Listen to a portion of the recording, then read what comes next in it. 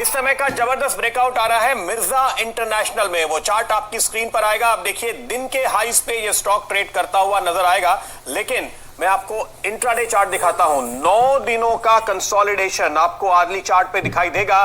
9 दिनों के कंसोलिडेशन का जो दायरा था करीब 52-53 रुपए से लेकर ऊपर 57 रुपए तक, उसको तोड़कर आज सुबह से यह मजबूती के साथ टिका हुआ है और अब दिन के नए हाईज की तरफ पहुंचता हुआ आपको दिखाई दे रहा है। तो एक तगड़े वॉल्यूम के साथ इस स्टॉक पे आज आप ये ब्रेकआउट आते हुए देख रहे हैं। इस समय आपके सामने ये इंट्राडे का चार्ट खुला हुआ है, जिसपे आप देख सकते हैं इस आर्ली चार्ट पे एक अच्छी तेजी, फिर कंसोलिडेशन और अब अगले नए मूव की तैयारी। लेकिन मैं आपको दिखाता हूं इसके डेली चार्ट, क्योंकि ये जो ब्रेकआउट है ये काफी इंपॉर्टेंट है। इसलिए है क्योंकि 55-56 रुपए के आसपास के हाई हमने बनाए थे 3 मार्च को। उसके बाद इस चार्ट पे आप ध्यान से देखिएगा, ये आप कैंडल्स गिन सकते हैं, 1 2 3 4 5 बार ऐसा हुआ पिछले 2 हफ्तों में कि इस लेवल तक हम गए लेकिन नीचे चले आए, फिर ऊपर गए और फिर नीचे आ गए।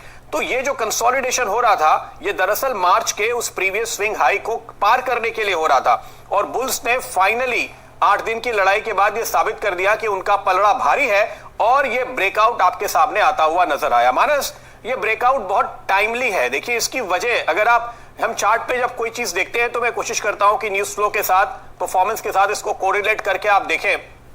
इस समय क्या हो रहा है, अनलॉक की प्रक्रिया शुरू हुई है। जो दुकानें बंद थी, क्योंकि जूते नॉन एसेंशियल आइटम है तो बंद थे दुकानें, अब खुल गई हैं सब जगह। मुंबई में भी खुल गई हैं दुकानें दोपहर 4 बजे तक। तो ये बिक्री शुरू हुई और वो भी तब जब बारिश का सीजन आ रहा है। जब कोविड नहीं था तो मानस, मुझे याद है जब बारिश का सीजन आता था तो हम लोग ये बात करते थे कि बारिश के मौसम में लोग नए जूते खरीदते हैं पुराने जूतों की जगह, क्योंकि एक तो आपके लेदर शूज बारिश में खराब हो जाए तो आपको सब्स्टिट्यूट चाहिए। अगर आपके पास फ्लोटर्स नहीं है, बारिश वाले चप्पल नहीं है, तो वो आप लेने जाते हैं। तो ये सीजन अपने आप में इन कंपनीज के लिए पॉजिटिव होता है, पहले भी प्री कोविड भी था, लेकिन अब ये ज्यादा इंपॉर्टेंट हो गया है क्योंकि 2 महीने तक बिल्कुल मौका नहीं था और उसके बाद अब दुकानें दोबारा खुल रही हैं। तो पुराने नतीजे, पुराने क्वार्टर्स बिल्कुल किनारे रखते हुए एक नई शुरुआत इन कंपनीज के लिए होती हुई।